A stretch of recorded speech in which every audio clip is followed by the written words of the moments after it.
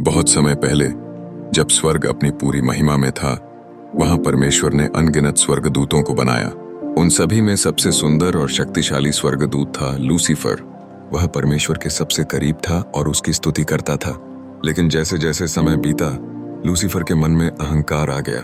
मैं परमेश्वर के समान बनूंगा, उसने सोचा। मैं स्वर्ग के सिंहासन पर राज करूंगा। उसने स्वर्ग के कई अन्य स्वर्गदूतों को अपने पक्ष में कर लिया और परमेश्वर के विरुद्ध विद्रोह कर दिया।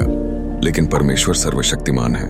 उसने लूसीफर और उसके अनुयायी स्वर्गदूतों को स्वर्ग से बाहर फेंक दिया। अब लूसीफर शैतान बन चुका था, अंधकार और बुराई का स्वामी। शैतान का धरती पर आगमन। कुछ समय बाद परमेश्वर ने धरती बनाई और उस पर पहला पुरुष आदम और पहली स्त्री हव्वा को रखा। परमेश्वर ने उन्हें सुंदर एदेन उद्यान में रखा और एक नियम दिया। वे किसी भी वृक्ष का फल खा सकते थे, लेकिन भले और बुरे के ज्ञान के वृक्ष का नहीं। शैतान ने यह सुना और उसने मनुष्यों को बहकाने की योजना बनाई। एक दिन वह एक चालाक सांप के रूप में आया और हव्वा से बोला, क्या सच में परमेश्वर ने कहा कि तुम इस वृक्ष का फल नहीं खा सकते? हव्वा ने उत्तर दिया, हाँ, अगर हम खाएंगे तो मर जाएंगे। सांप मुस्कुराया और धीरे से बोला, नहीं, तुम नहीं मरोगे।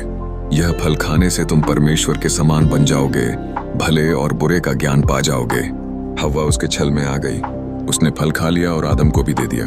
जैसे ही उन्होंने खाया, उन्हें एहसास हुआ कि उन्होंने परमेश्वर की आज्ञा तोड़ दी है। इस तरह पाप इस संसार में आ गया और शैतान ने धरती पर अपनी पकड़ बना ली।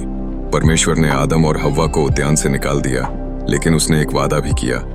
एक दिन एक उद्धारकर्ता आएगा जो शैतान को हरा देगा। शैतान का अंत। समय बीतता गया, लेकिन परमेश्वर की योजना अटल रही।